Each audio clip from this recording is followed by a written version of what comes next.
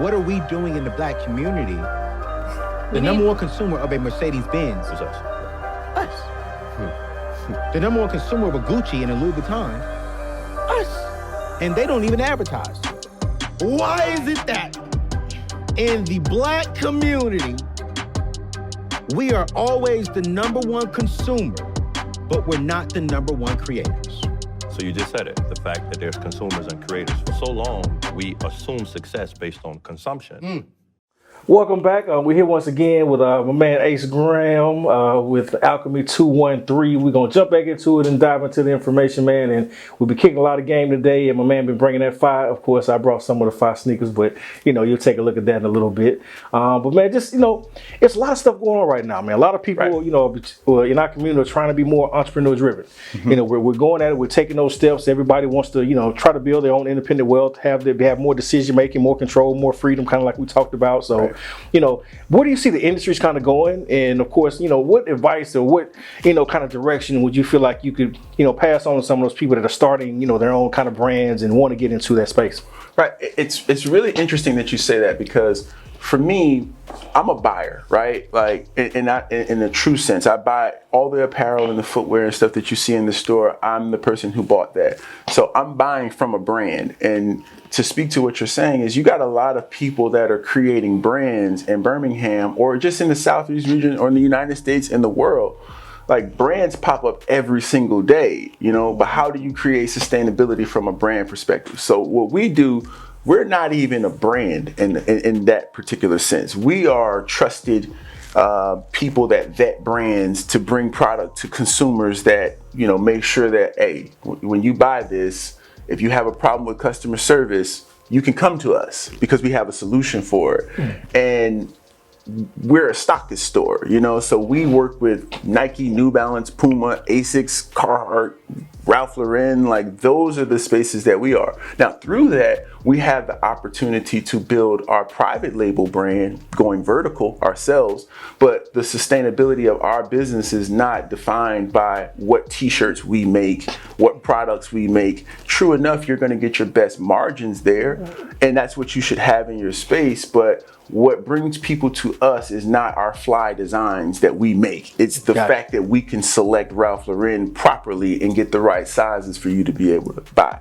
So what I see happening, like, around, especially the Birmingham area, is all of these people are making, what they call private label brands, but there's no identity to it and there's nothing for people to attach themselves to. Right. And that's what's missing, and that defines sustainability. So if you're making a product, a brand, the biggest thing that you can do is get people to support you first. If you get people to support you and to buy into your story and what you're doing, then you can sell them product. It's not like you're going to reinvent something. There's nobody that I know of that's in the area that's making stuff that's, one of a kind, that you can't, it's cut and sew, that's from Japan and all of these crazy things. There's some people who are doing, like, upcycling. There's some people who are doing, different things that are unique, vintage shopping or vintage repairs. Like, that's cool. But you are still working from a space where you can only be as good as the products that you have access to, the materials that you have access to, the vintage stuff that you do. So it's just, for anybody that's in that space that's creating a brand right now, you have to have an identity first. Like, I don't care how many pairs of, workout pants you can buy, and put your logo on it. You need to get people to understand. And that's a part of something that we take serious, right? So we got a running club. Right? But we created this running club, and if you saw me last year, I've lost 50 pounds in the last year. Wow. Because I average over 100 miles a month.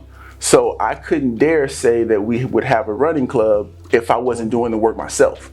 So when people drive down the road and they see me and they're like, yo, there go Ace. It's like, and then when we come out with something authentic, like, yo, come join us on a run. Now, man, I've seen this guy running before. I've seen him do the work. So now there's an identity associated with it.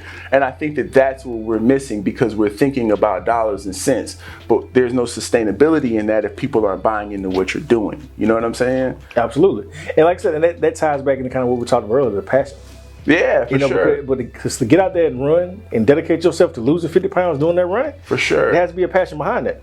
And that's what I think a lot of people are missing, because they get tied up into how much money am I making and what is my profit.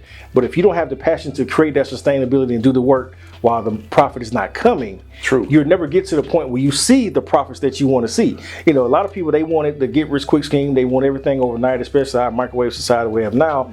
Everybody's looking at IG, everybody's looking at Facebook, and they're saying, well, this person came up, that person came up, but they have no idea the kind of work they did behind the scenes. They have no idea the struggles and the trials, and to finally have some triumphs to get to the point where they have a sustainable company, would have a sustainability in a marketplace, how they become a staple in the community. And those are the things that in the messages that we need to get out more, because all too often, people only see the good, but we don't talk about the struggles and the trials that we had. And of course, we know we've had many a conversation, over the last, 15 years, as far as, where we've come from to where we are now to become staples. And the commonality that I found from talking to you, and then of course looking at my own life and what I do, is the passion and the servant's heart. When you put people first, you take care of people, people take care of you. So, doing the running club, but being a member of the club For sure. while doing, not just doing the running club and then saying, okay, well, y'all go do it and have a nice day,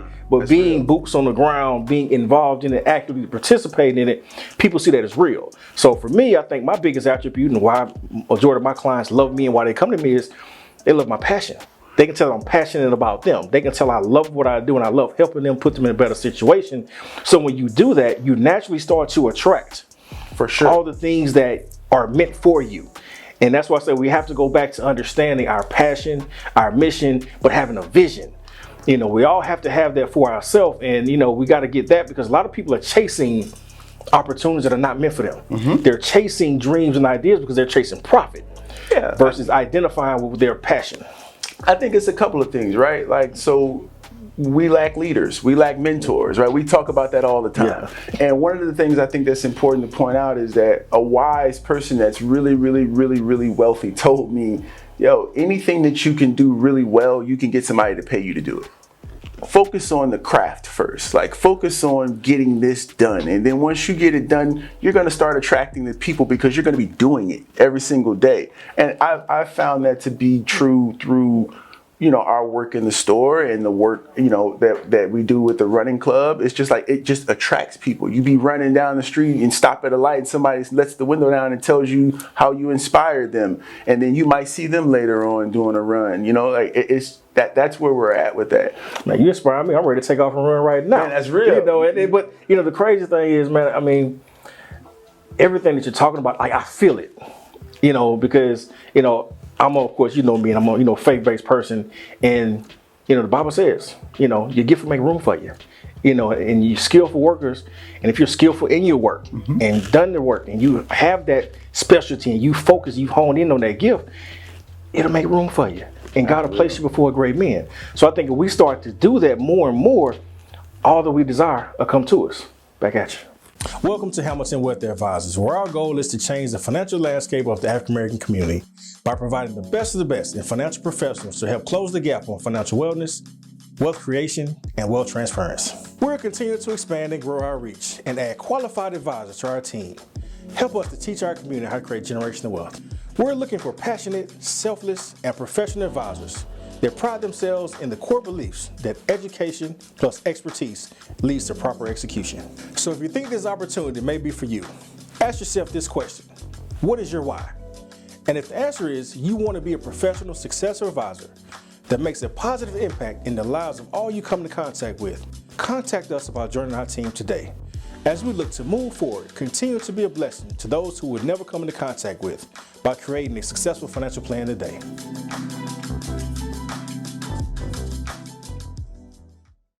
Welcome back to Closing the Gap, the truth about Black wealth. We're going to pick back up, man, and we want to jump into something that's passionate, and important and, much needed. And, I actually want to learn more about this myself.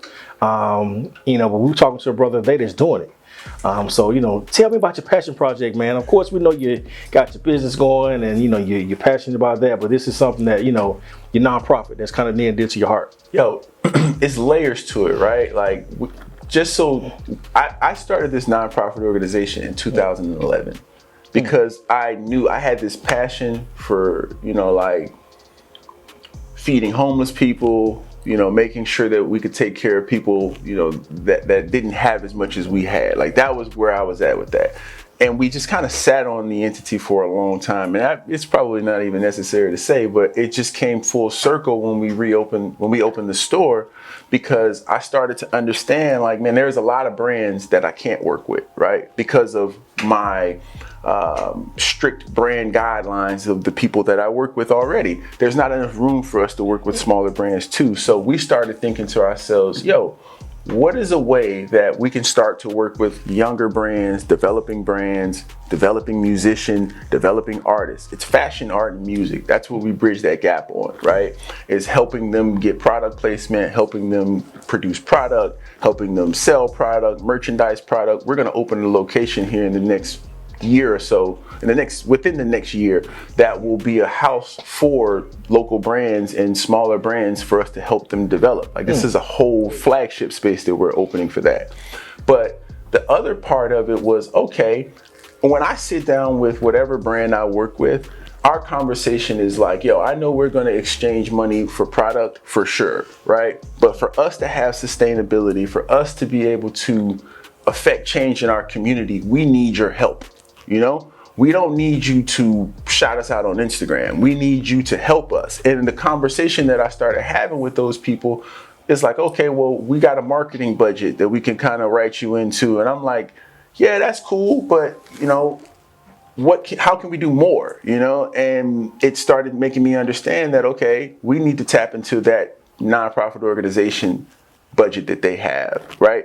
Every brand that you can think of has some type of philanthropic endeavors that they support. That's the conversation that I want to have. I don't even want to talk about us buying and selling product. I want to talk about, how is your organization going to help our organization help the community, or how does your brand help us? So when I sit down in a meeting with my Puma rep, we're talking about the Susan G. Coleman race that ran in front of our store on 20th Street with 15,000 people, and these people have no water. There's nothing open. There's nothing going on. How do we get 1,000 bottles of water to these people that are walking down the street and running down the street for this great cause? Partner with us on doing that. Let's raise $2,500 for the Susan G. Coleman Big Waves campaign. How do we work with the Birmingham Civil Rights Institute to help cut them a check for some things? Like, that's really what I'm trying to leverage my relationships with my brand partners to be able to do. And we use the tool of the nonprofit organization to be able to do that. It's like, we knew years ago that we were going to need this, but that's what it's really about. And our scope is very broad, and we can work on anything that we want to work on that we're passionate about, because this is a true lifestyle business for me. And anything that motivates me, I'm going to go at it with whatever resources I have. So I always want to make sure that I have every piece of paper that I need to have to provide to do whatever it is that I need to do. So that's where the nonprofit organization infrastructure came from. But for the actual activity that we engage in, that's been something that I've done every single day. We do things to help street neighbors, which is a better term for homeless people. I've been doing that my whole life. But now I have an opportunity to say, hey, instead of us giving away 50 pairs of shoes that we did last year to street neighbors, now I can give away 100 pairs of shoes that are supported from this brand to be able to give to these people. And that's really what it's about, is just how do we leverage what we're doing with the nonprofit organization to help people in our community. What you're saying is, it's priceless, and this is what this podcast is all about. It's about closing the gap. It's about closing the wealth gap in our community. Of course, we suffer, from poverty more than anyone else in this country. Sure. Especially when we look at on the numbers basis, the size of our population in contrast to the number of us that are suffering and under the poverty line. It's the largest out of all, the different ethnicities in this country, and we need help. People always say, you have to help yourself. I'm like, well, I can only help myself if someone gives me an opportunity to help myself. That's real. From a business standpoint, of course, I can only be as good as the opportunity that I get. You can only sell as much apparel as somebody will come and buy. We can't create opportunities on our own. So we need those partnerships. We need the help from the community, from the large corporations. But, we have to start to put our money where our mouth is and show them that, okay, you can't dictate and control us. For sure. You know, we're going to take our money to people that look like us, who have a voice to talk to them. You're talking to them. You're talking to the brands. You're talking to the people that, you know, are supplying and are making the largest profits off of us as a community. Of course, you know, it's well documented. We spend over $1 trillion a year. Wow. In shoes and apparel.